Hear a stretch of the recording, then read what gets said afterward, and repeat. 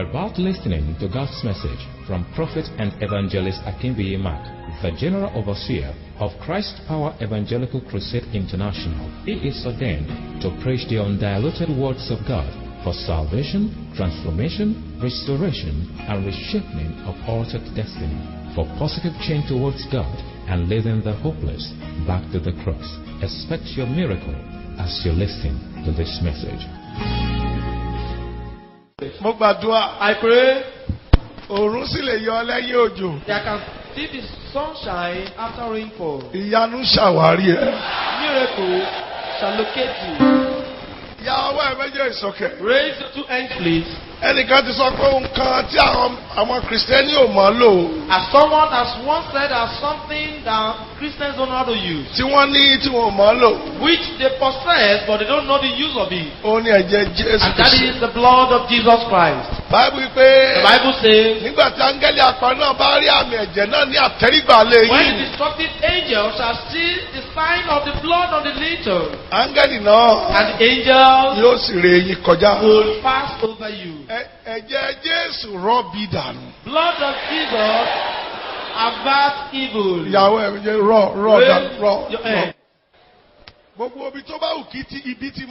November, December. Wherever evil might want to take, Wherever direction they may want to take, Blood blood of Jesus avert evil. Blood of Jesus avert evil. And whichever direction they take, and whichever way they take, when I'm about to enter, blood of Jesus avert evil.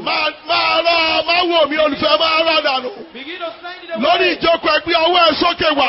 Please raise your hand. Ẹ̀jẹ̀ Jésù Kristi. Blood of Jesus Rọ́bì dànù. avert evil. Maliska pose katoliba. Ibrayada. Namalerika posha katalaba. Yes. Olùfẹ́ ó sọ̀rọ̀ báyìí. Ẹ̀jẹ̀ Jésù rọ́bì dànù. Jésù. Olúwa wá. Amen. Very good. Everyone is okay. Raise your hand, please. Yes. Olúwa ní ẹnìkan wà bí tí orí ẹ̀ mọ́ọ̀rù. And the Lord says there is someone here that normally experiences heat in the head. Olúwa lóun ti fi ẹ̀jẹ̀ paná oru náà. And the Lord says that He has quenched the fire of that heat. Ìyàwó ẹ̀ sókè wá. Raise your hand now. Ọ̀pọ̀ nǹkan ló ń ṣẹlẹ̀ tó o bá gbé ọwọ́ ẹ̀ A sókè. lot of things will be happening if you raise your hand. Maliska po ṣàtò sí kaba. Olúwa ní ẹnìkan wà mí. The Lord says there is someone here Wọ́n so ó mọ́lẹ̀. and the person is tied down Kò sí ń rórun sùn. and he has not been able to sleep. He's suffering But from insomnia. But now, Ẹ̀jẹ̀ Jésù lọ sí orí ìṣó náà. and the blood of Jesus has gone to where he's tied down Ó já and he has broken the cord. Ini malaska to ṣàkàtò sí kàtà. Yes. Olúwa ní ẹnìkan wà mí. The Lord says there is someone here. My God. Gbé ọwọ́ ẹ̀ sókè. Raise your hands, please. Kò sí ń tó ṣe rí tó bọ́ sí. There is nothing you have ever tried successfully before. Torí wọ́n ti fi ọ̀dà dúdú kún ọwọ́ ẹ̀. And because your hands are painted with black color. Áńgẹ́lì rẹ̀ yẹn wájú ẹ pẹ̀lú ẹ̀jẹ̀ tó fẹ́ tún ọwọ́ ẹ̀ kùn. And the Ní Malisa Kapo Shataba. to paint your hands. Yes. Libalis Kaba. Rimbali Rebaskaya. Yes. La Palo Ricato Zimalas Kato Shata. Bí ọwọ́ ẹ̀ sọ́kè, yes. Raise your hands. Ẹ bá ìbọ̀wọ́ àgbà náà kúrò nínú ọwọ́ yẹn. Remove the hand. Liga Basaka. Bankruptcy from that hand. Jesus of blood. Yes. Ọ̀pọ̀ nǹkan ló ń ṣẹlẹ̀ papọ̀. A lot of things are happening simultaneously. Bó ti gbé ọwọ́ ìṣọ̀kan kan ló ń ṣẹlẹ̀ papọ̀. As you raise your hands, a lot of things are happening simultaneously. Now. Now, Gbogbo àwọn tí wọ́n kàn ní àbàmọ́lẹ̀. everyone that is nailed down, Àrá Olúwa yóò máa sá lọ bí àbànà. the thunder of the Lord will be striking the Gbogbo ẹ̀yin tí wọ́n bẹ́rí olúbi sí family compound. Those of you that have buried your placenta in your family Tí company àwọn àjẹ́ ń lò. that are being used by Bí iṣẹ́ ìdádúró. and for Ẹ̀jẹ̀ stagnation. Jésù lọ sí family The compound. Lord of Jesus is going to the family Namarika posakatoya. Yes. Help that lady. Malisikabala. Yes. Now. Yes. The poison is like earthworm. Begin to crawl out of the body of the woman. Crawl out immediately. In the name of Jesus.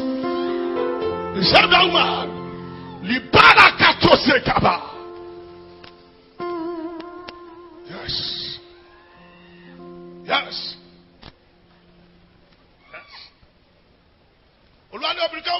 The Lord says there's a woman here.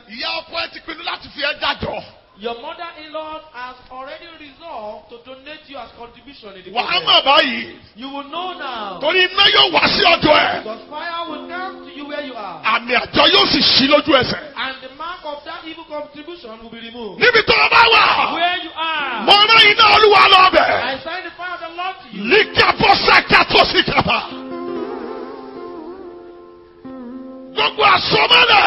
All the time down. In spiritual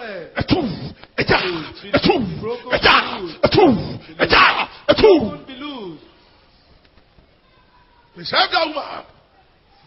Na malakatozika protosikata. Have that woman. Holy Ghost. In protosika. In namaliske pushata. Agbarambe. Agbarambe. Agbarambe. Yahweh meje soke atale wa. Agbarambe.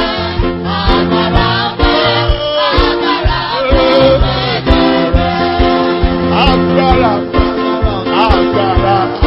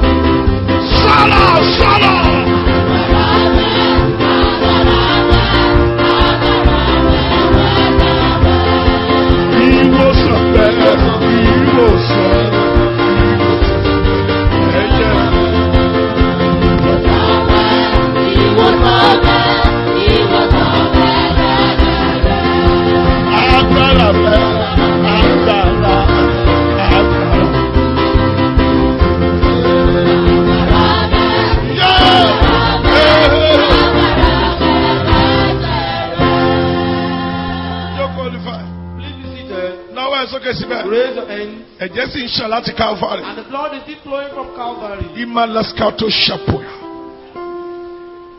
Now, all the sicknesses that start from the tummy. Yes.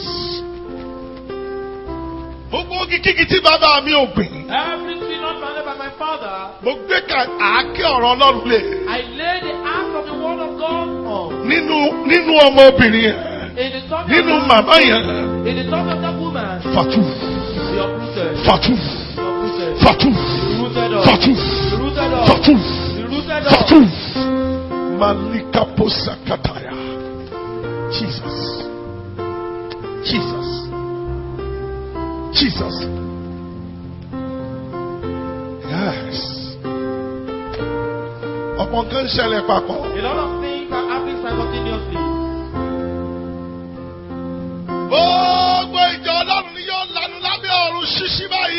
Oh, the entire congregation will open their mouth. Keep right and ensure your voice is loud.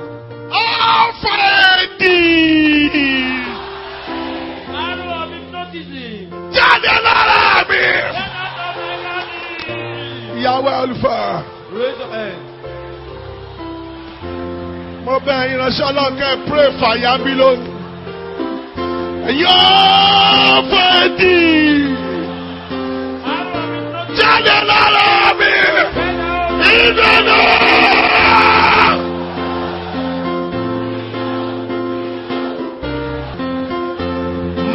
Kaposakata la praya. Oh, Ninomi.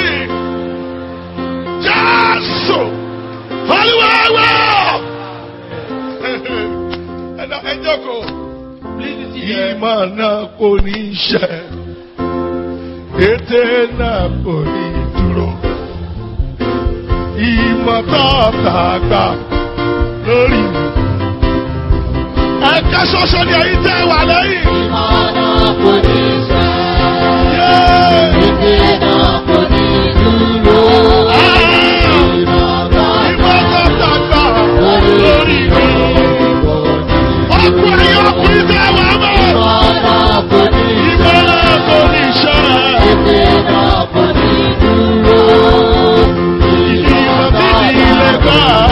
Lórí mi o. Ọkùnrin obìnrin náà. Ìmọ̀nà kò ní ṣe. Ìmọ̀nà kò ní ṣe. Ìdènà kò ní dúró.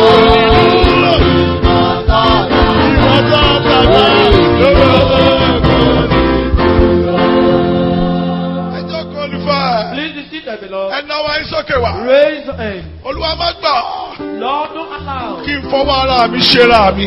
for me to unrule myself. Àwọn tí ò lè dá mi mú. Those who cannot, Mẹ́jọ ta mí ní ọ̀fọ̀ èdì. don't allow them to shoot me the arrow of infirmity. Mẹ́jẹ fọwọ́ ara mi ṣe ra mi. Let me not unrule myself. Ó sọ̀rọ̀ bá ṣe ló ń wò mí tó gbàdúrà. Má gbà kí èdì ó mú mi.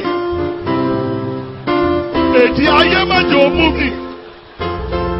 Ó yí àwọn àgbàlagbà, ó yí àwọn àgbàlagbà. Èdì ó ní mú mi.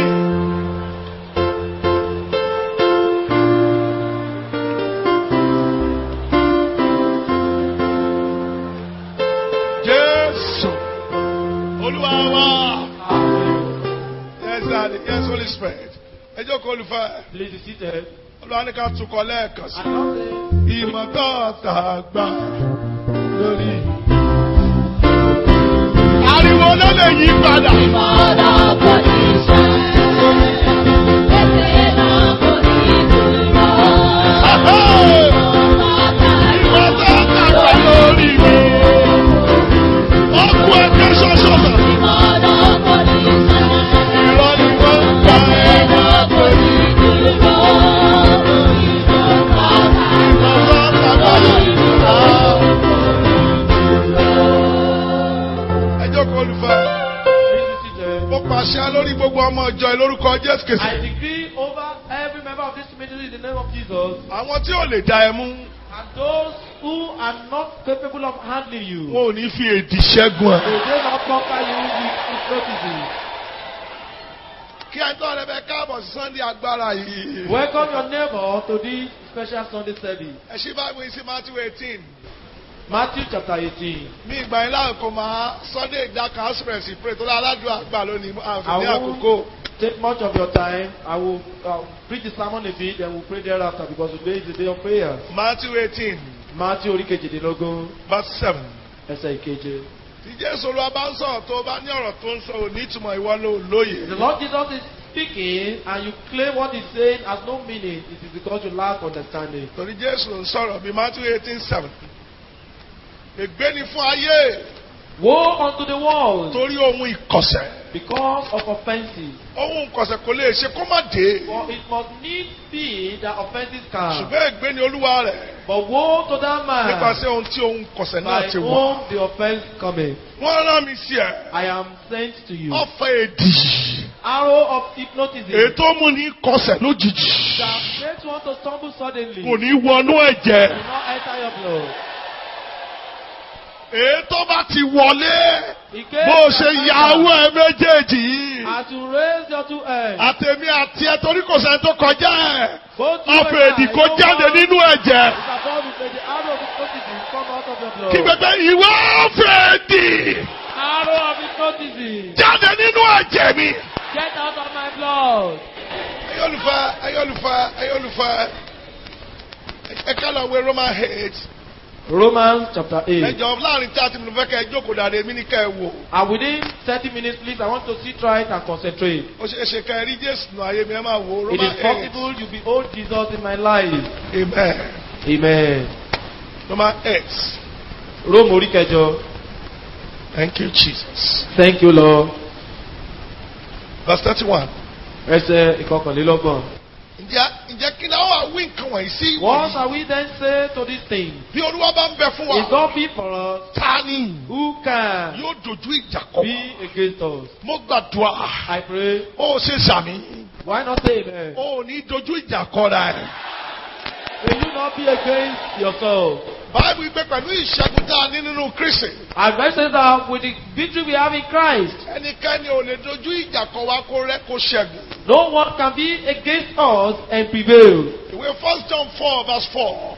1 John chapter 4 verse 4. Amen. Amen. Ẹnìkan wà bí mo ń gbọ́ létí mi bóyá wọ ni. And there's someone else I could hear in my ears that perhaps it is you. Lẹ́tà ayọ̀ ẹ dé láàárọ̀ ọ̀la. Your letter of joy cometh tomorrow. Sọ́fẹ́ tó wà lẹ́gbẹ̀ẹ́ pé èmi ni. Ó ní ẹ̀yin ọmọ mi. My 1 son. John 4 verse 4. 1 John 4. Tọ́lọ́run ní ẹ̀yin sì ti ṣẹ́gun wọn. Ye are of God little children, and you have overcome Torí ẹ̀ tó them. ń bẹ nínú yín. Because greater is he that is in Ó you ju ẹni tó ń gbénu ayé. than he that is in the world. Àníwé 1 John 5 4. And 1 John chapter 5 verse 4. Torí olúkúlùkù ẹ̀ńtà bí nípa Ọlọ́run ti ṣẹ́gun ayé. For whatsoever is born of God overcometh the world. Èyí ni ìṣẹ́gun tó ṣẹ́gun And ayé. this is the victory that overcometh the world. Àní ìgbàgbọ́. Even our faith. Wọ́n rán mi sí I ẹ. am sent to you. Bí àmì ẹ bá ti ń ju tẹ́ni tó jókòó lù. At the moment your amen could sound louder than Wà á your ní neighbor, ìṣẹ́gun jù wọ́n lọ. you will have more victory than them. So ìní ẹ̀ tí bá ń bẹ bí Olúwa bá ń bẹ fún wa. And that's why the Bible says that if God be for us, Ta ni who yóò dojú ìjà kọ can wá? be against us? Ọ̀tá mọ eléyìí. Our enemies know this. Torí ẹ̀ ni wọ́n ṣe máa ń ta ọfà èdì. And that is why they normally shoot the arrow of hypnotism. Ọfà èdì ni pé agbára tó mú kó dojú ìjà kọra ẹ̀. Hypnotism is that power that will force you to go against yourself. Ọfà èdì ni agbára tó mú kó pé kí ló dé tí mo lọ ṣe lé ìbáyìí. And hypnotism is what will make you to regret that why have I done this? Kí mo wá débẹ̀. What has led me to this? Èmi náà. And could it be me? Yàwó ẹ̀ sókè wá. Raise your hand. Mo pàṣẹ. I decree Ọfà amúniparẹ́ ẹni kó jáde lára. the arrow of suicide may it come out of your body. Ìdí rẹ̀ tí Jésù Olúwa fi fáwọn àyànfẹ́ nímọ̀ràn. And that's why the Lord Jesus cancelled the saints. Nínú ìwé Luke 18 verse 1. In Luke chapter 18 verse 1, Ká máa gbàdúrà. that we should be praying Láì sinmi. without Àti láì sàárẹ̀. ceasing. Mo fẹ́ kí ọmọ Christ power kan yọ ọwọ́ ẹ̀ sọ́jọ́ pé iná àdúrà bọ́ọ̀lù mi. Fire of prayer, fall on me. Ó ti kéré jù. Ó kéré jù. Ìyẹn níwèé 1 Thessalonians 5 In 1 Thessalonians 5 verse 17. verse Ó 17, ní ẹ máa gbàdúrà that pray láì sinmi. without ceasing. Láì sinmi. Bọ́ọ̀lù fẹ́. Listen below. Ààyè tó o bá ti fílẹ̀ láì gbàdúrà. And whatever room you give without praying, Ọ̀tá yóò lò. enemies will use it. Ìyẹn níwèé Romans 12 verse 12. And that's why in Romans chapter 12 verse Ó 12, ní ẹ máa ní sùúrù, ẹ máa ní ìrètí, ẹ máa ní sùúrù nínú ìpọ́njú. and you be patient in persecution. Bọ̀ ẹ máa dúró gan-an But you be steadfast nínú àdúrà. in prayer. Ẹ̀yin ọmọ Ọlọ́run mélòó lẹ wà ń bí? How many children of God are here? Ọ̀fọ̀ èdì látàgbọ́ lé yín. The arrow of hypnotism from your family compound. Sàmì ẹ̀jẹ̀ Jésù kó rọ̀ ọ́ padà. The blood of Jesus, you are baptized. Kí pé pé ẹ̀jẹ̀ rọ̀ ọ́ padà. Blood of Jesus are baptized. Ariwo yẹ ò tó olùfẹ́. Mo fariwo ẹ̀kan ṣoṣo. Ẹjọ́ pípẹ́ ká ẹjọ́ wò ká ẹ̀wò mi lẹ́ẹ̀kan ṣoṣo. I want you to see them behold me once. Mo lọ kí ọ̀kan náà pásítọ̀ wa. I went to Níbi visit iṣẹ́. one of our pastors at his place of work. Rẹ́gísítà ní ẹni high court. He happens to be a registrar at ICOR. Mo wá rí Black Maria tí wọ́n gbé dé. Then I Wọ́n wò saw látọjú window. a black Maria that arrived, and I peeped through the window, Ọ̀dọ́kùnrin kankan bẹ́ẹ̀ lẹ̀ bí. and a young man jumped out of it. Ní tòótọ́. And truly, Lẹ́ẹ̀kan náà ni ojú mi yí padà. immediately my eyes were transformed. Mo rí ọmọkùnrin látòrí I saw that man from his head to toes. They set stars. Then I wondered what the man could be doing in prison. The power that rises against you because of envy. Holy Spirit will sink them today. I sit right now and don't fall asleep. And I deliberately make inquiries about him. I was wondering perhaps there could be a way we could assist him with prayer. And I was told that he just came home from abroad. And he built a house for his sister. And they were just two siblings of the mother. And thereafter, and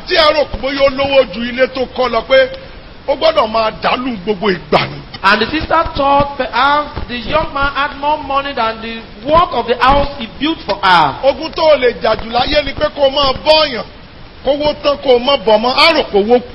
worst battle you can confront in life is for you to be taking care of someone, and after your money is exhausted, it thinks you still have more. As such people will pursue you without being tired. And that was how the sister rose against him. And he so much spent money on him. And in order to destroy this man's life, I am praying for the members of this ministry. Whoever is spending in order to destroy your life, may God nullify his money. And this is what aspect of his teaching.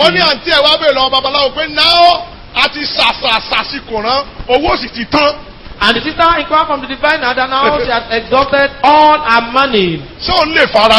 Then could she use her body to raise your hands again? When we are praying in this church and you don't pray, you are just putting your life in danger. Because here, enemies hate us the most. For you to raise your two hands. And they know you attend this ministry. And you have a mark. So if you don't pray, they will pursue you. Raise your hand. Shout thunderously. And this is the toughest. Oh, ye that embark on spiritual journey against me.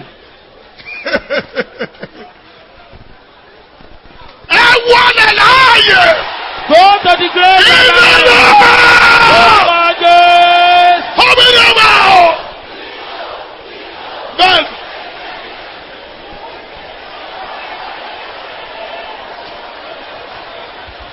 Má bẹ́ẹ̀ ni kẹ́rin ṣẹlẹ̀. Ibi tó jẹ́ òtítọ́ rẹ̀. Ó ti yí àwọn ẹlòmíì. Jésù Olúwa. Amen. Ẹ jókòó olùfẹ́. Please be seated. Babaláwo ni wọ́n ní babaláwo sọ pé ó lè faraṣe. And the diviner said she could use her body. Torí láti bà ti ènìyàn jẹ́. In order to destroy another person's life. Ó sì fẹ́ babaláwo. And she married the diviner. Now babaláwo wá kígbe pé. Now the diviner cried out. Ẹ jẹ́ arán èdì. Let us program hypnotism against him. Nígbà tí ọwọ́ wa ò bá tó. So if we could no longer succeed against him. Ẹ jẹ́ kó fọwọ́ rẹ̀. Let him use his hand kó fi ṣera ẹ̀. to undo himself. Wọ́n bí ibi tí agbára èdì burú sí rè. And this is how terrible hypnotism could be. Ọ̀tá kì í lo fáwọn tí ọwọ́ wọn tó. Our enemies will not use hypnotism for those that they can handle easily. Àfi àwọn tí ọwọ́ wọn ò ká. For those that they are not capable of handling. Lóru. At night. Bí ọmọkùnrin ṣe jíre lọ kitchen. The young man woke and went to the kitchen. Ó sì mú ọ̀bẹ. And he picked up a knife. Ó wá sí bedroom ẹ̀. He came back to his bedroom. Ó sì gbé ọ̀bẹ sókè. And he lifted the knife. Ó sì gún ìyàwó. And stabbed his wife. Ẹ wo bí. Look up, please. Ó sì dìde láàárọ̀. Ó dìde. And he woke in the morning. Ó lọ police station. He went straight to the police station. Ó lọ fẹjọ́ ara ẹ̀ sùn. And reported himself. Pé that mo ti pààyàn. He had committed suicide. Ó mú àwọn ọlọ́pàá wá bẹ̀. He brought the policemen. Wọ́n sì bá ọ̀bẹ níkùn ìyàwó ẹ̀. And they made a knife in the wife's tummy. Ṣọ́ra ẹ kó pray o. You have to be careful and pray. Mi sọ fẹ́ mi gan tí mò ń lò tọ́lọ́ ń lò láti sọ̀rọ̀ fún ẹ pé mo ti kọjá.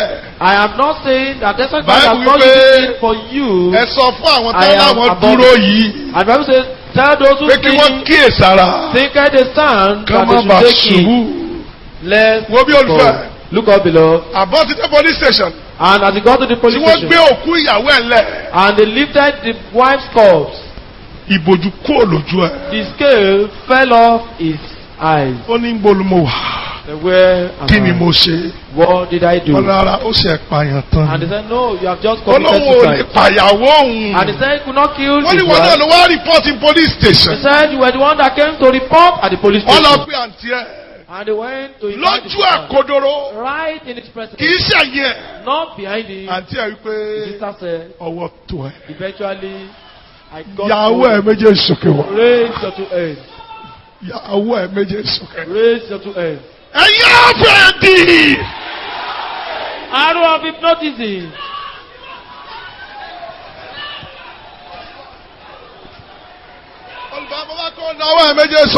Beloved, I want you to raise your two hands. Oh, wàá ṣeré ń bí.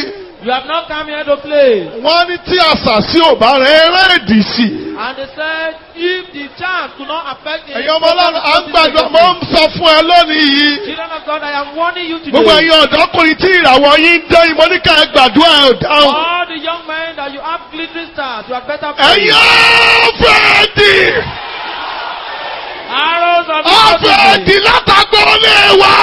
Arrows of hypnotism from my family. Ó ní wọnú ẹ̀jẹ̀ mi. Cannot enter my blood. Ìdáná.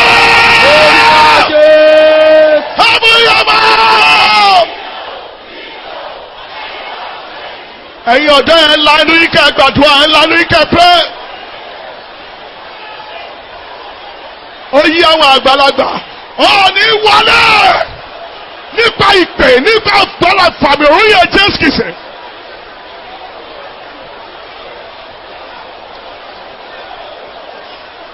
Jésù Olúwa wa.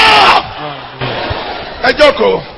Be seated, please. Ọfà èdè ó ní agbára ìbòjú. The arrow of hypnotism has the power of veil.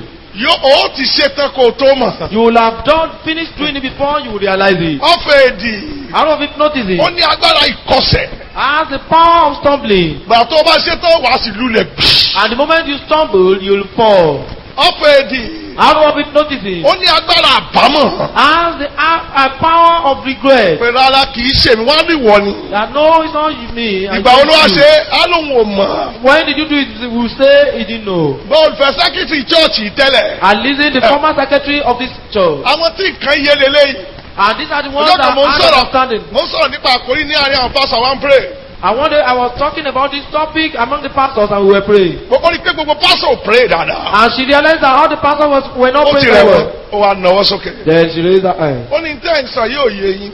I said, what the Jew is saying you don't understand. Mo forúkọ bo iléeṣẹ́ ìlàṣírí iléeṣẹ́ ńlá tó wà. And I will not mention the name of our company. Ó lóun ní secretary bẹ̀. I said she's the secretary there. Gbogbo wa yàrá nu wa báyìí. Pé ìwọ ló wà mẹ́ẹ̀. Wọ́n là ń gbọ́ ń gbà ó lóun ní. And we all marveled and said she's the one there. Olóhùn òmùgbà tó ń gbé lẹ́tà lọ́jọ́ Friday. And he said he didn't know when he picked up his letter on Friday. And he wrote a letter mi ò ṣiṣẹ́ mọ́ of resignation. Olóòlò submit ẹ̀. And he went to submit that letter of resignation. Olóògá ń pè. And the boss called him. Àbórí ẹ̀ dàrú ni. Are you mad? Ó mọ nǹkan kan ni. And don't you know what you are doing? Èmi lọ̀gá ẹ̀. I am your boss. But ní company yìí. But in this company. Ó jù ń lọ. You are greater. Kí ló nílẹ̀?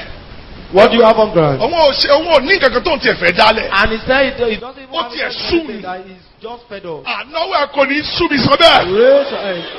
Irọ́ lẹ̀ pa. You are lying.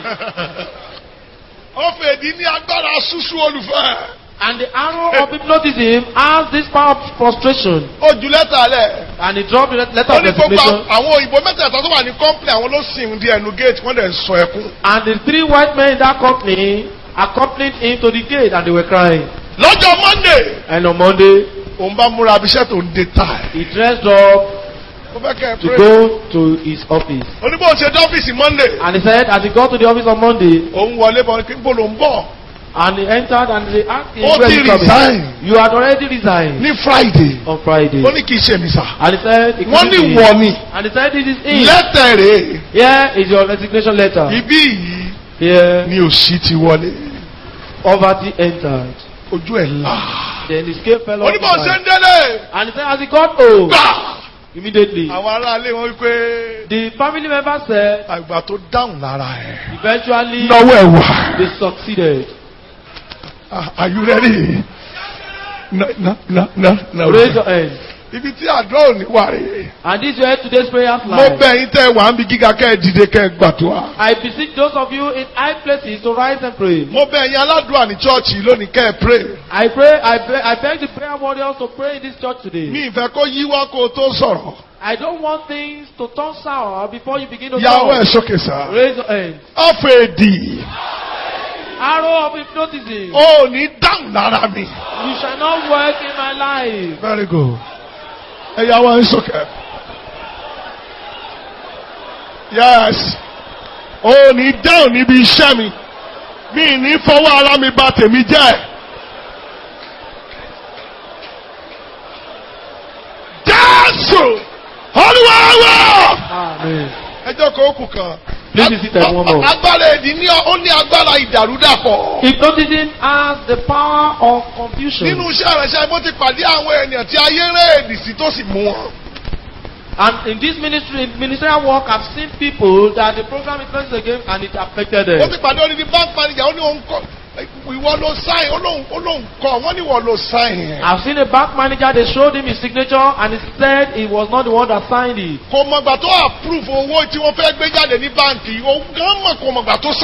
He didn't know when he approved or signed a fraudulent document. He didn't share with them and he didn't spend from it. But before he left home, they have put his photograph and name in hypnotism. That whatever they ordered or command him to do, he should do accordingly. Open your ears. That's why while going to work, you must not but anoint your head. Because there are some powers that visit you at your place of work that you don't even imagine. That's why the Bible says, if somebody not to insult them, I touch not my anointing and do my prophet no harm. In some offices, I have seen where a pastor was commanded to release all the money in his hand. I need 5 million naira. Go and get it. Then I called him. Please sit. I'm more than hypnotism. You shall not work in my life.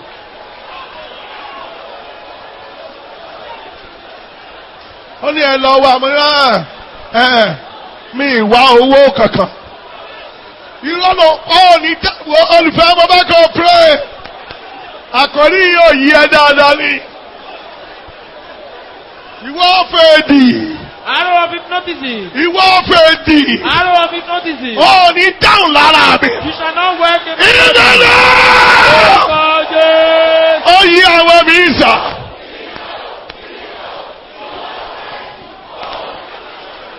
Jésù Olúwa wa. Amen. Bọ́ọ̀lù fẹ́. Listen beloved. Ó ní agbára ìkọsẹ̀. I ask about stumbling. Èèyàn yóò máa bí rẹ̀. And one will keep asking himself. Ṣó ni. Is it me? Ọ̀dọ́mọkùnrin kankan wà ní 400 levels. Ọbáfẹ́mi Awólọ́wọ̀ University. A young man was at 400 level at Ọbáfẹ́mi Awólọ́wọ̀ University. Ó lọ library wọn òkè ló wà. Ó lọ library wọn ó fẹ́ jí ìwé. He went to the library in order to steal a book. Ọ̀dọ́ yóò jalè rí láyé agbára kan lórí pé sáà jí nǹkan. And this young man never stole in his life, but a particular Ìdí man ìlànà ti máa commanded him to gbàdúrà steal. fún àwọn ọmọ yín fàyàfàyà. And this is where you be praying seriously for your children. Bó ti jí. And as he stole Ó it, wá jù látọjú wíńdò pé kóun ó jù ú lẹ̀ kóun lọ padà lọ mú tó ń bá sọ.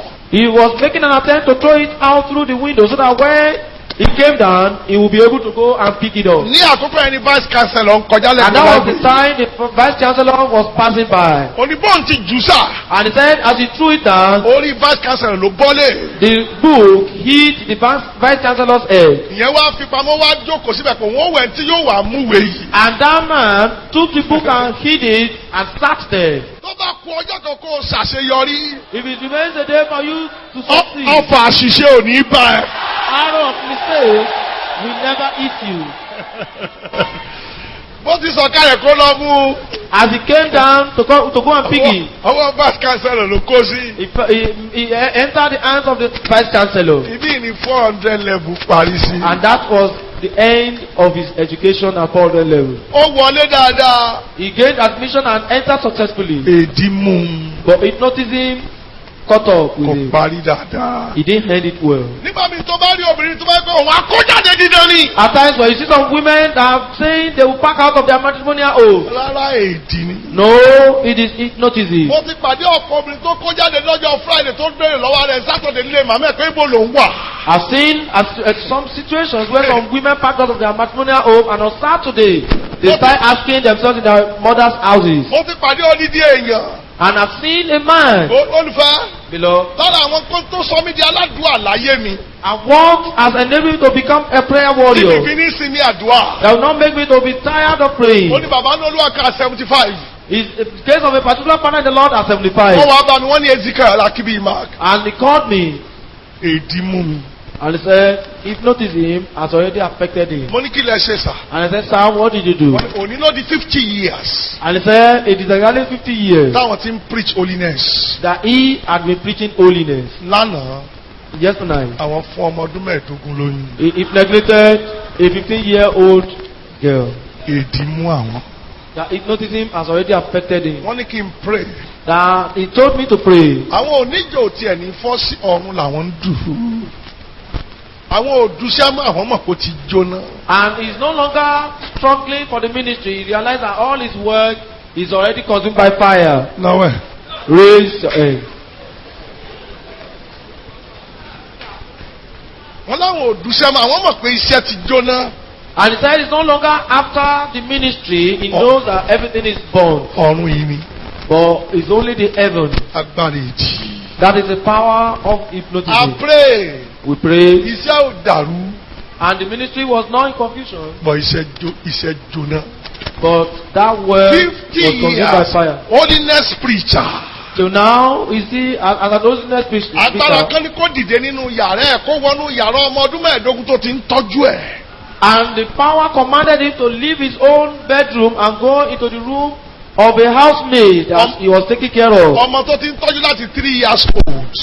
A lady, a young girl that he has been taking care of since 3 years old. Èdì sì mú. And hypnotism affected him.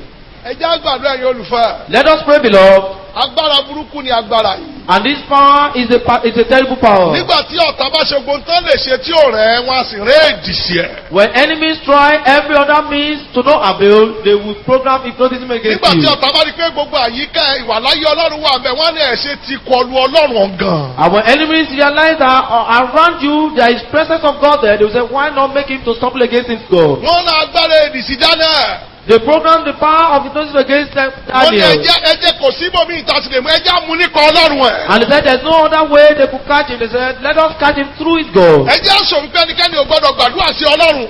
And let us make a decree that nobody should pray to Almighty God. Àfi ọba nìkan láàrin 30 days. And it's only the king within 30 days. Daniel agbára èdì yé. And for Daniel, this power of hypnotism pursued him. Daniel ní òye jà wá Kìrìsìtẹ́nì ìgbà ìkẹyìn. And Daniel had more understanding than the end time Christians. Àwa tí òjò rọ̀ lásán tá a sá fún fellowship. And those of us that because of the rain, we did not go for fellowship. Àwọn tí ó dọ̀bù lọ́sẹ̀ tá ti padà sílé. And those of us that give excuse because of hold up and we could not go to the church. Táwọn pé agbára èdè ní lọ́jọ́ tàbí ẹ bá fẹ́ gbà kò sí tí ọ̀tá ò lè fi dí ẹ lọ́wọ́. And you have to know that there is nothing enemies cannot do to hinder you the day your prayer is about to be answered. Dáná ìfẹ́ ẹ ṣí ojú wíńdò gan lẹ̀. And Daniel said, open the windows. Kán lè mọ̀ pé mo ṣe ẹ̀bẹ̀rẹ̀ àdúrà. That they may know that I have just started praying. Wọ́n ṣí wíńdò lẹ̀. They opened the window. Dáná wá bẹ̀rẹ̀ ẹ̀mẹ́ta lójúmọ́. And Daniel àárọ̀ ọ̀sán àtàlẹ́. 3 days, day, morning, afternoon and evening. Nígbà tó o bá lè gbàdúrà mọ́ olùfẹ́. When you can no longer pray below. Èdì ń bọ̀. Hypnotism is on the way. Nígbà tó o bá lè gbà àwẹ̀ mọ́. So if you can no longer fast. Èdì ń bọ̀. Hypnotism is on the way. Nígbà tó o bá ní ìjánu mọ́. When you lack discipline. Tó yẹ pé gbogbo obìnrin tó o bá ti lò rẹ́rìn-ín sí. So every lady you see. Èdì ń bọ̀. Hypnotism is on the way. Nígbà tó o bá lè ní ìjánu mọ́. When you can no longer have self-control. Gbogbo ọkùnrin ló ń bá ṣeré. That as a lady you play with all men. Èdì ń bọ̀. Hypnotism is on the way. Nígbà tó o bá lè ní ìjánu.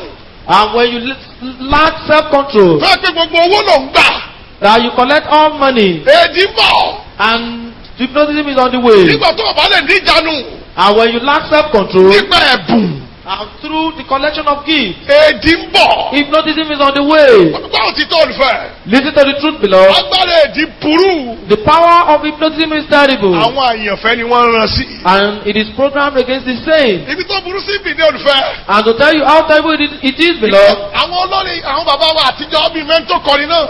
And Ọlọ́run sí èsì ni. Our fathers in the Holy Ghost sang a song. Christian máa ṣe já a gbọ́ báńgẹ́lì rẹ̀ ti wí ní ìhàwí ọ̀tá ló wà.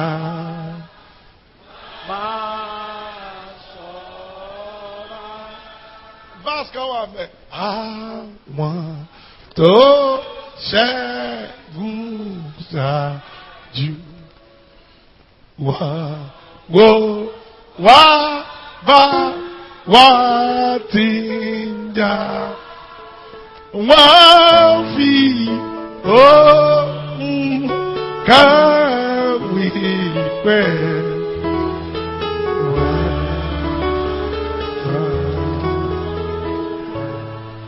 And the last one. Ogun ọ̀run àpá ta kò rí kó ra wọ́n jọ. Wọ́n sọ ìjà fara rẹ̀.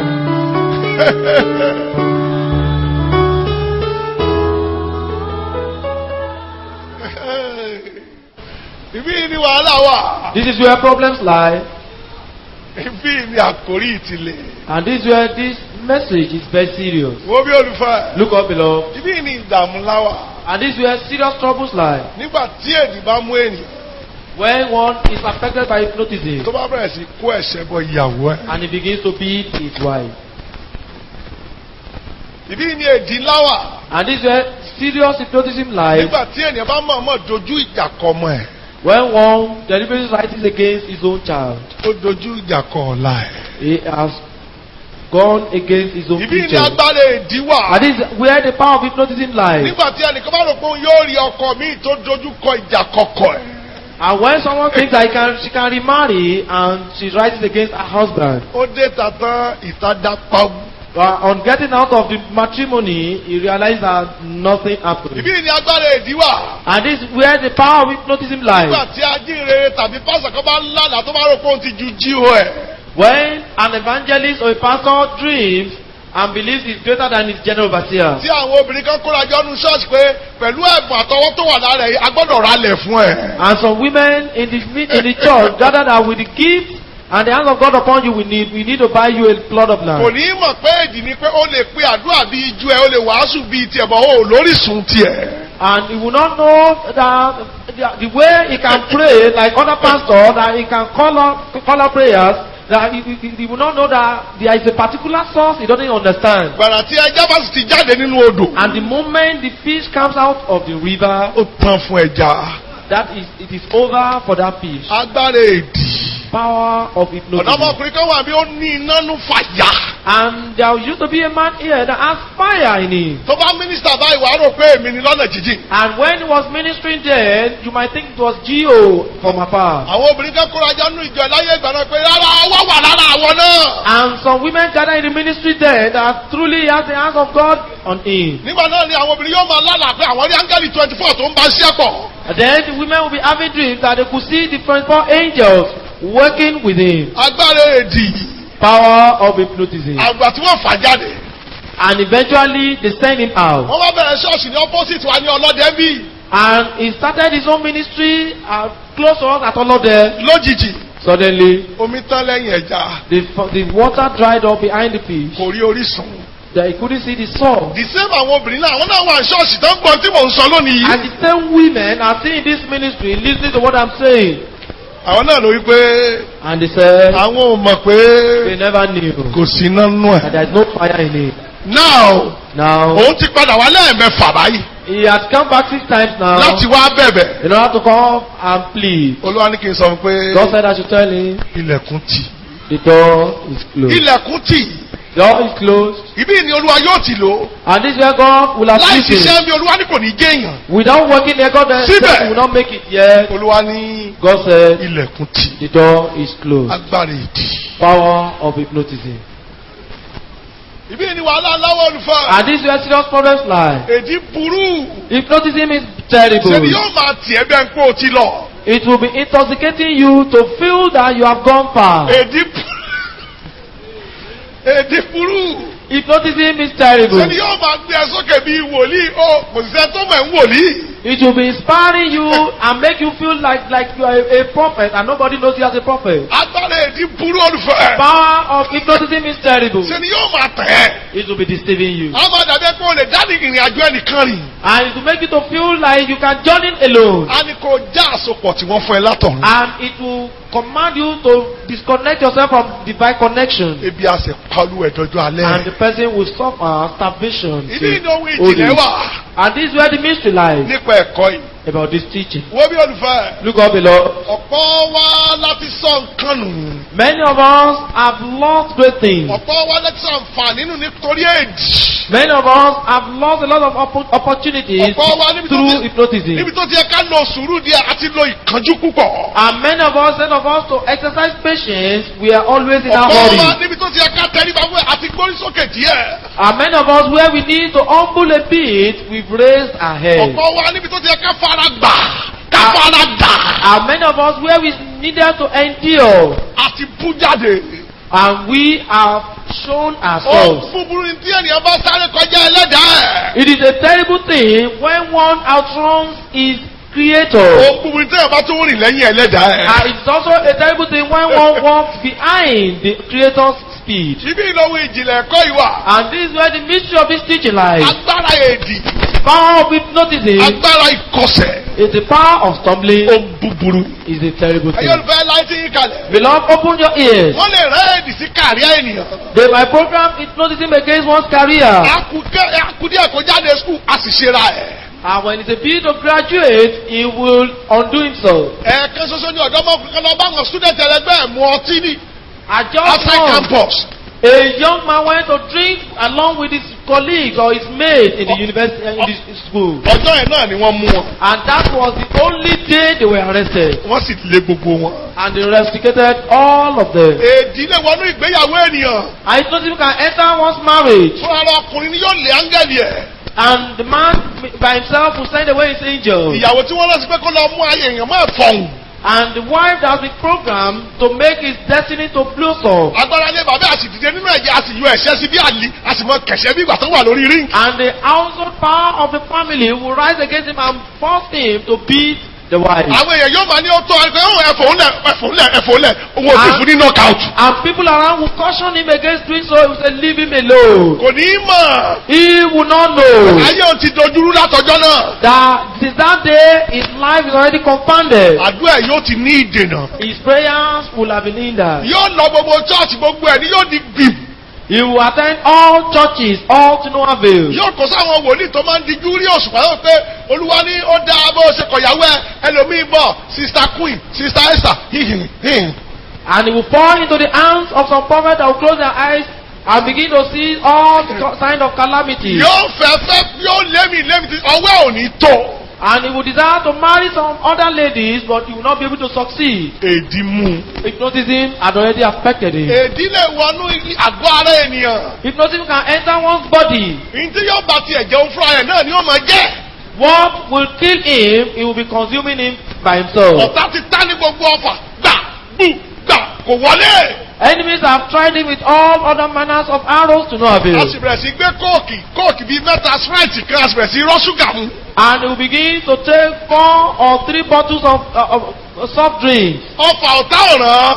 And the arrows of enemies could not affect him. Ṣúgà ràn. But sugar could do. Àgbàtàn fún ayé ẹ̀ ní diabetics. And eventually he diagnosed diabetes. Èdí mú fúnra ẹ̀. Hypnotism had already affected him. Wàá rí ẹlòmíì. You see some people. Gbogbo àṣàtì tí wọ́n ṣàṣì ní òràn. All other charms against him could not work. Àgbàtàn bá gbé ògógóró onírọ́bà. Until they design alcohol in sachet. Odidi àlùfáà àsìmọ́ yóò yẹ̀mú nínú òtútù. And a pastor will be taking that one cleverly when he is cold. Ó máa rò pé ànáìtì ló ń mì lórí. And he will be shaking his head as if he's doing so out of anointing. O ní mọ̀ pé pẹlẹbẹ ni. And you will not know that it is alcohol in sachet. Ìdí ni agbára èdí wà. And this is where the power of hypnotism lies. Wàá rí ọ̀pẹ̀rẹ̀ àlùfáà ni wọ́n ṣe bẹ̀rẹ̀ sí kọ́lọ́tì mu láti bí oúnjẹ alẹ́ Olúwa. And some pastors will start learning how to drink alcohol from Holy Communion. Kọ́ọ̀pù kan ní jẹ́ ọba sí àgbẹ̀ fún àsìpalẹ̀ kọ́ọ̀pù mẹ́ta ìkú àṣírọ́ jẹ́. And the GO will give him a cup of wine and díẹ̀. finish the rest 3 cups gradually. Inú ẹ̀ yóò máa jì fún ògógóró. And his tummy will be accommodating alcohol the more. Títí ẹ̀mí mọ́ yóò fi dágbére fún. Until Holy Spirit will bid him bye bye. Ó ní mọ̀. You may not know. Gbọ́gbọ́ èdí lè wọnú ayé lè wọnú ìpín èèyàn. Hypnosis can enter one's person. Wàá rí àǹtí mi. You see some sisters. Ẹgbẹ́ bàbá ẹ̀ ni yóò máa gbé ní gbogbo ìgbà. And she will be going out with someone that is old enough to be a father. Kò ní mọ̀ pé èdì ni. And she will not know that it is hypnotism. Oge ni yóò máa pè é. And she might think that it is milk. Bàbá tí èdì gan ti mú ×2. And an elderly person, an old man that is already under òun náà yóò double fold of hypnotism. Yóò máa sún bẹ́ẹ̀tì sókè báwọn ọ̀nkú bíi. He will be adjusting his belt and the young lady will be calling him Uncle B. Wọn ò ní mọ̀ pé èdì ti máwọn méjèèjì. And they will not know that both of them are affected by hypnotism already. Kò ní mọ̀ pé ọjọ́ ọ̀la ló ń tà. And he will not know that he's already selling off his future. Yóò máa rò pé ọjà ń lọ. And she might think that she's already making. Jẹ́ kí n má tẹ̀ ẹ́. For you not to be deceived. Tètè wẹ́ nìkan fẹ́ kán tó bọ̀ lẹ́jẹ́. You had better find someone to marry before they destroy your future. Jẹ́ kí n má tẹ̀ olùfẹ́. For you not to be deceived, beloved. Ọjà kì í pẹ́ tán. It doesn't take long before the wares in the warehouse get exhausted. Bí òsì tán, wọ́n tún ọjà míì yóò dé. If it is not exhausted, brand new wares will arrive. Ìgbà kan là ń mu Ovaltine. Sometimes ago we were taking Ovaltine. Bonvita. Lójijì. Suddenly. Miloke. A sì gbàgbé ẹ̀. I forgot about. Ọjà ò tán bọ̀rọ̀. Even if your wares are not exhausted in time. Ọjà míì yóò dé. Brand new wares will arrive. Wo sì ní wo tiẹ̀ mọ́. And nobody will patronize you again. Agbára èdì. Power of hypnotism. Èdì ló mú olùfẹ́. You are affected by hypnotism below. Lóòrèkóòrè máa ń yan àlèmọ́kọ ẹ lára èdì mú ẹni. And you might be having extramarital affairs without the knowledge of your husband. It is hypnotism. Bọ́lọ́run ò lé ẹ jáde, èṣù ti lé already. Even if God does not send you out, the devil has already sent you packing. Ọjọ́ ìléjáde ẹ ó lè má di ọjọ́ yẹn gẹ́gẹ́ ó lè tọdún mẹ́wàá ogún ọdún sígbà náà. And the day you be sent out might not be immediately. It might take up to 10 or 20 years after. Rárá kò sí tó fúrúgbìn tí àdúrà lè bẹ̀ yí kú o. And no, there's nothing you sow that prayer can change. Gbogbo ẹni wà á ká lẹ́sẹ̀ẹsẹ̀. And you are going to reap all everything one after the other. Àgbẹ̀ èdì ló mú ẹ olùfẹ́. And it is hypnotism that has affected you. Nígbà tó bá ń yàlè mọ́ ìyàwó ẹ lára. When you are having extramarital affairs without knowledge of your wife. Tó ń fẹ́ ọmọ ọ̀dọ̀ tí gbogbo èèyàn ń kan sára sí ẹ. And you are dating your house girl and everybody is praising you. Mo fún ẹ ní àkókò díẹ̀. I give you just a short while. Aṣọ ògùn ẹ ò ní pẹ́ jóná. Your garment of glory will soon be consumed by fire. Bábí pé ṣe ló ń fi ọdún ẹ̀ fáwọn ìkà. And the Bible says that you are giving your years to the wicked. O sì ń gba ọgbẹ́ tí ò lè jiná. And you are receiving incurable sorrow. Ìtọ́ burú jù lẹ́nu fẹ́. And this is the most terrible thing below. Èdè ti mú ọ̀pọ̀ àwọn àyànfẹ́. Many things are already affected by hypnotism. Gbogbo tí wọ́n ní ká má ṣe ni wọ́n ń ṣe ni wọ́n lò gbogbo táwọn ní ká má ṣe ni wọ́n ń ṣe pátá. Everything that God has asked them never to do, that is what they are doing. Wàá máa rò pé ó gbọ́ ju ọ̀run lọ. And you might think that you are more clever than heaven. Ìwọ ló gọ̀ jù. You are the most stupid. Ọ̀run ń ṣàánú ẹ̀. Heaven is pitying you. Ó ṣàánú ara ẹ̀. Why you don't pity yourself? Ẹja dúró lápá kìíní lónìí. Let us wait at this part Kí 1. n bọ́ sí èdè 40 tó wà ní next Tuesday. And so that we go to 40 types of hypnotism on Tuesday. Èdè o máa anointing. And hypnotism does not respect anointing. Ní ọ̀pọ̀ ìgbà téèdì bá wọnú anointing yóò tún mú anointing ni. And many times when person enter anointing, it will increase it. Èdè burúkú mẹ́wàá. Hypnotism is terrible. It doesn't respect beauty. Tó bá wọnú ẹwà gan ẹwà yóò tún gbéraga kọjá ayé ẹ. When it enters beauty, it will cause beauty to be very proud. Èdè burú olùfẹ́. Hypnotism is terrible, beloved. A sì mú odidi dàrẹ́tọ̀ léṣe a sì máa fẹ́ tó nulẹ̀. It will cause the old director of a company to be dating the cleaner. Nínú ibi iṣẹ́ yìí náà la máa gbé mọ́ wọ̀rí o mọ́ wọ̀rí mọ́ sọ fẹ́ nìkankan o.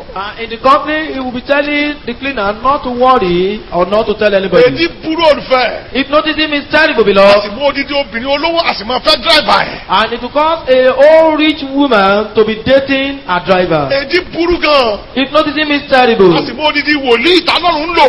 And it will make a whole prophet of God. A sì máa yọ̀sùn ti àwọn ọmọ akọni lẹ́yìn. And it will cause him to be sleeping with the choristers quietly or secretly. Ẹ̀bùn yóò máa ṣe ṣùgbọ́n ògo yóò ti dágbére. The gift will be working while the glory will have gone. Èdè burú olùfẹ́. Hypnotism is terrible, beloved. A sì mú kí ènìyàn máa ṣe tí ọ̀run kórìíra. And it will cause man to be doing what heaven hates. A sì mú kí odidi àǹtí kó máa gbó a máa rò pé òun gbádùn kò mọ̀ pé gbogbo àràwọ̀ ni wọ́n ti lò. And it will cause some sitters to think that they are enjoying, not knowing that they have exhausted all their stars. Agbára báwo mo ṣe débẹ̀. And the power that will cause one to wonder how he got there. Agbára ìgbà wo ni mo ṣe ni. And the power that will make one to ask himself, when did I do this? Agbára sẹ́mi náà ni mo ṣe. And the power that will make one to think, is it me that did it? Só lè rí bẹ́ẹ̀. And could it truly be so? Sóòótọ́ ni. Is it true? Ẹ tẹríba. Bow your head for prayer. Kí ni wàhálà wa? Ǹjẹ́ o wà ń bì? Are you here? O ti ṣe ń tó fẹ́ ṣe rí. And you have done what you never desired. Èdè kan tí mo ẹ̀ resign bí iṣẹ́ rí. And a particular hypnosis have made you to resign at your place of work. O ti ṣe nǹkan tán kó tó mọ̀. And you have finished doing something before you could realize it. Now wọ́n affect your destiny. Now your destiny is being affected. Wọ́n á kúnlẹ̀ síwájú. Come forward and kneel down. Àwọn nǹkan lónìí gbọ́ olùfowó lágbára òdì mọ̀. O ti ṣe tán kó tó mọ̀ ká kí ni mo ṣe? Kí ni mo? O ti gbá wọn gbèsè mi. O ṣe realize tó sọ. You have taken some other steps before you realize what you did. Gbàmí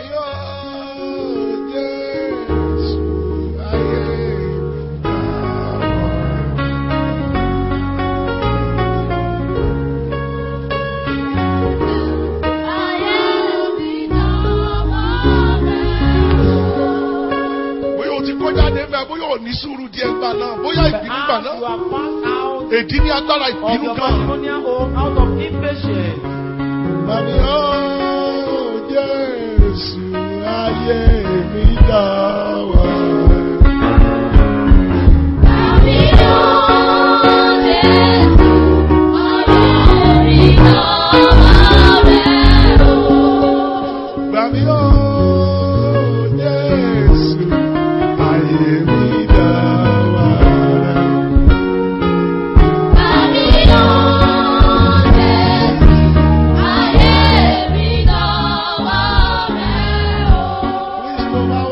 ọ̀nà kan àbí ọ̀nà mi.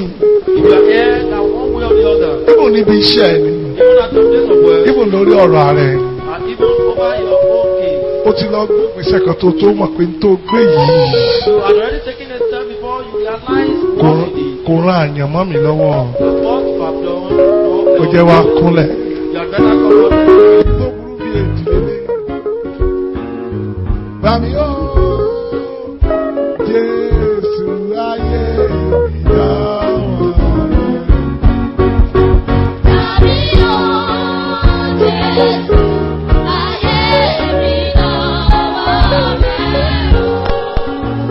Bàmí ó Jésù ọ̀rọ̀ mi dá.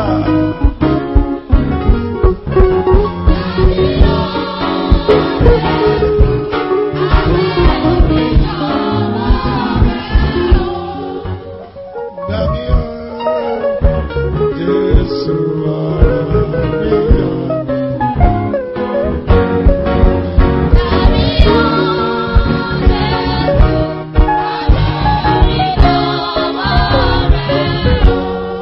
Now it's okay. Raise your hands, please. Jẹ́wọ́ ẹ̀ṣẹ̀ fún Ọlọ́run. Confess your sins to the Lord. Àtẹ̀ntó kúnlẹ̀, àtẹ̀ntó jókòó. Those on their knees and those who are sitting. Gbogbo ibi tí mo ti fà yí lẹ̀ fáwọn ọ̀tá Everywhere I have been to the Father. láti rí ṣíṣe. Gbogbo wọn àtàwọn ká èdìlé léyìí. This is hypnotism. Ṣó yẹ kí n ṣe léyìí? Am I supposed to have done this? Kí ló dé tí mo kọsẹ̀ báyìí? Why did I stumble?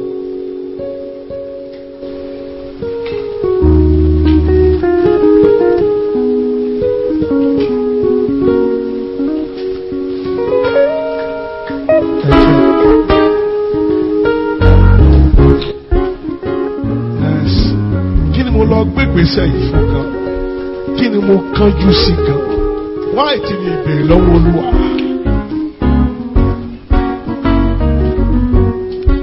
Kí ni mo ṣe léyìí fún?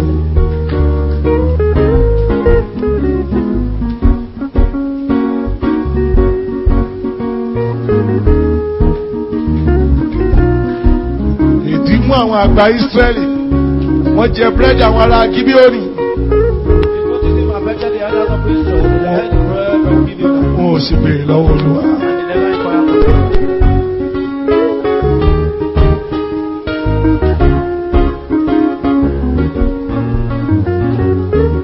Jésù Olúwa wa. Ẹ dìde dúró kẹsẹ̀ máa ròyìn. Rise that you may not be pains in your leg. Gbogbo ìjọ Ọlọ́run ẹ dìde dúró. Let the entire congregation rise. Ibi tí àdúrà òní wà ní pé And where today's prayers lie is, níwọ̀n tó bá sì wà láàyè, as long as you remain on your feet, ò tí ì bọ̀ nínú ẹ̀. you are yet to be delivered from him. To be frank, gbígbọ́ ẹ̀ yóò ṣe pàtàkì bíi pé àdúrà ojoojúmọ́ ẹ̀. And being delivered is more important like the prayer or the daily prayer about it. Torí gbogbo ìgbà ni ọ̀tá yóò máa ṣọ́ ìjáfara ẹ̀. And because every time enemies will be monitoring your carefulness. To be frank, danger signal ni It is a danger signal. tí ìgbésí ayé àdúrà ẹ̀ bá ti lọlẹ̀. The moment your prayer life goes down, Wàhálà ń bọ̀. problem is coming. Ẹ yá wọn yín sókè. Yóò burú tí ọfà ìbá tún mú ẹ tó lẹ́yìn tó ti gbọ́ ẹ̀kọ́ yìí. It will be terrible if you are affected by this arrow after listening to this sermon. Àní Tuesday nígbà tí máa fẹ́ parí ẹ̀ wá ní ìjọ ilẹ̀. And on Tuesday when I'm about to round up, I will need your oil. Àbámọ̀ Rúbẹ́nì pé kí ló dé tí mo ṣe léyìí. And Reuben's regret was, why did I do this? Mo fẹ́ kẹ́ ẹ náwó yín sókè sá. I want to raise your hands, please. Kì í ṣe àkòrí tẹ́nì kankan fi ń ṣeré. It's not a topic that anybody can play with. Tó bá ti mú yàn lẹ́ẹ̀kan, The moment it affects one, ṣe ni yóò da àyàn mọ́rú. Yàwó ẹ̀ sókè wá. raise your hands. Are you ready? Mi ìfẹ́ kí ọ̀rọ̀ ẹ̀ dàbí Judas ẹ̀ tó pé kí ni owó ìwà jámọ́ báyìí. I just like Judas asked himself, what's the holiness of this money? Ó dà á lẹ́mọ̀ kò wúlò èdè tí mo He rẹ̀ put the dí. money down, well, it was useless. Hypnotism has already affected him. Number one, The fourth, náwó ẹ̀ sókè wá. raise your hands. Ìwọ fà ṣiṣẹ́. Arrow of hypnotism. Má fi ṣeré o. Don't play with it. Ó ní wáyé mi. You shall not enter my life.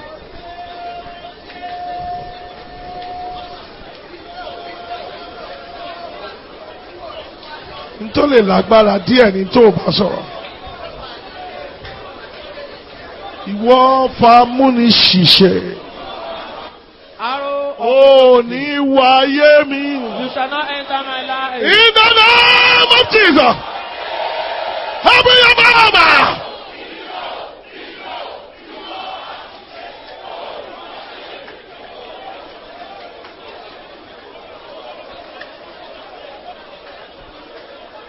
Jésù Olúwa wa. Mo fẹ́ràn bí a ti ń gbàdúrà bọ́ ẹ lè ṣe jù báyìí lẹ́nu náà wọ́n ń sókè. Gbogbo wa la ń gbẹ́ yọkàn ẹ̀ lẹ́nu àwọn ìjọkọ̀ àti continue Tuesday. And we shall all say this prayer, thereafter we shall sit and continue again on Tuesday. Ọ̀fẹ́ ìdí látàgbò lè wà. Arrow of hypnotism from our family compound. Mo ń fẹ́ ariwo pẹ̀lú ìtara níbi tó. Jáde nínú ẹ̀jẹ̀ mi. Ìdáná.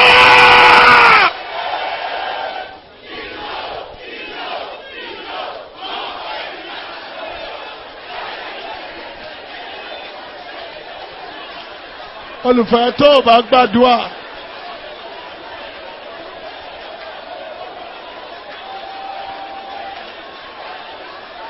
Yes. Yes.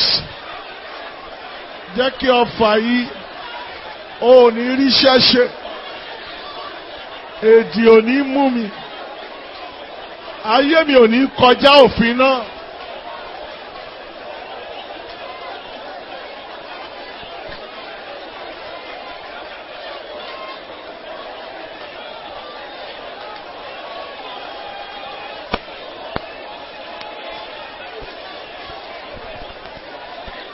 Jésù Olúwa wa. Ẹni tó wà wájú lẹ́lẹ́lẹ́ ìbọ̀tà lè bá yín gbà mí. Ọlọ́run sọ àṣìṣe mi di ìyanu. Lord, turn my mistakes to miracles.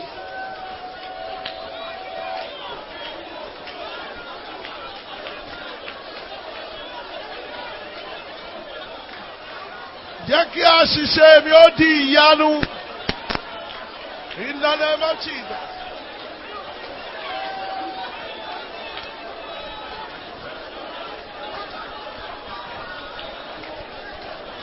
Ẹ pé Jésù àdúrà.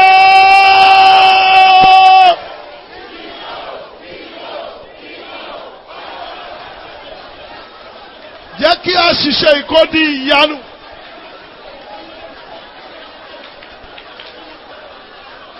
Jésù Olúwa wa.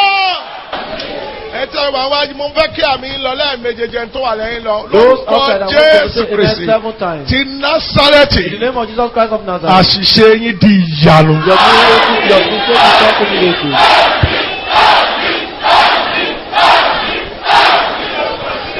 Ẹ jókòó ma, amen. Please go back to your seat. Amen. Amen.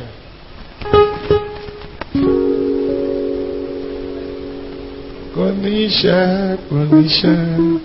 ohun tó bá wù kọ́ta ò ṣe lórí mi o. Ohun tó bá wù kọ́ta ò ṣe lórí mi o.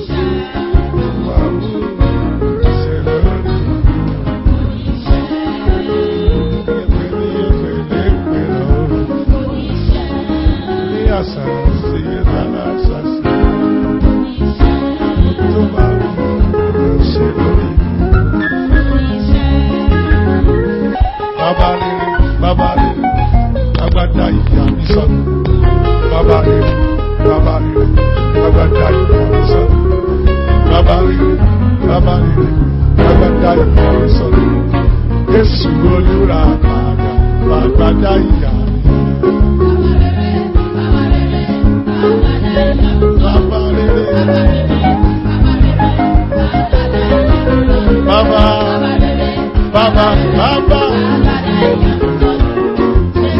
Jésù Olúwa padà.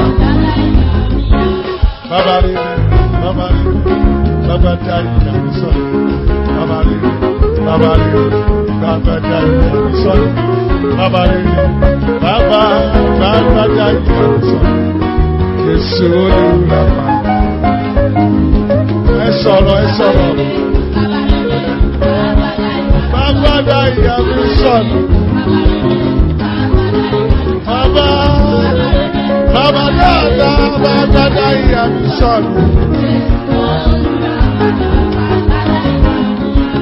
Jésù olùràpadà.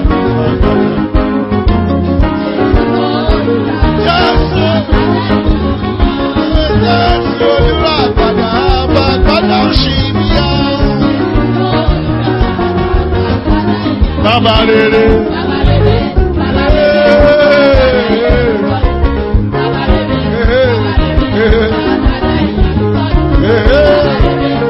Baba dada ìyàsọ.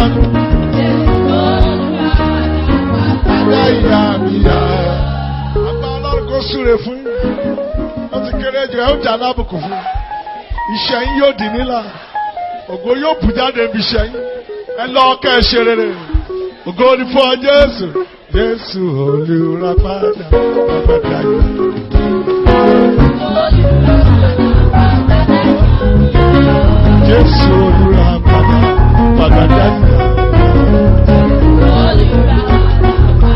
Bàbá rere.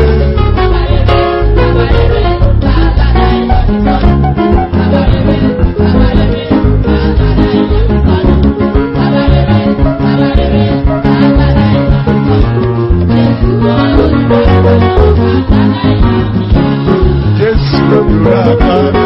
Àgbàdá yìí. Jésù olùràpadà. Àgbàdá yìí. Baba rere, agbada ìyàsọ. Agbada ìyàsọ.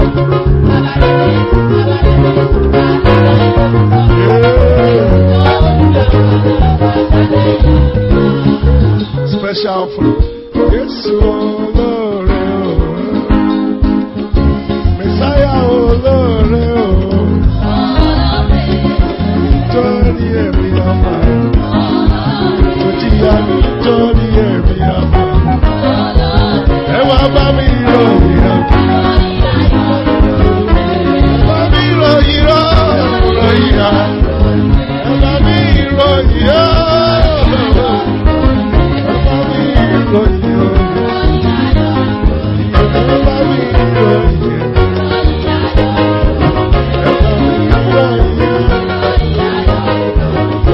Jésù olóore.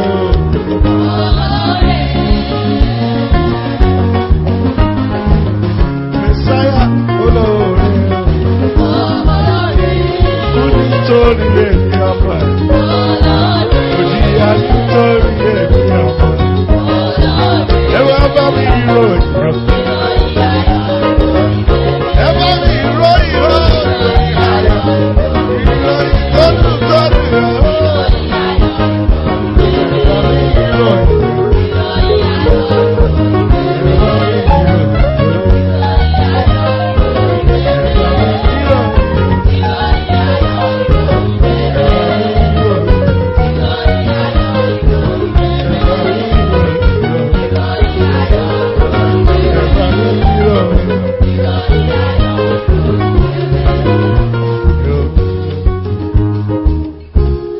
Amen. Bàbá mi ròyìn o. Bàbá mi ròyìn o.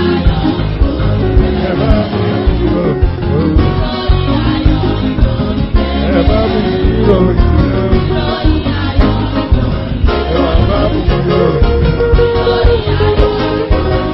Bàbá mi ròyìn o.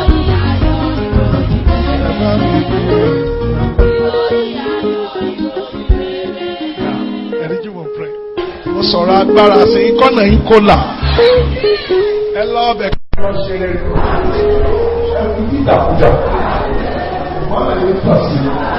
Ìgbọ́n tó wà lẹ́sẹ̀. Ẹ pàṣẹ. Ẹ̀rọ bá mi nílò ìrìn.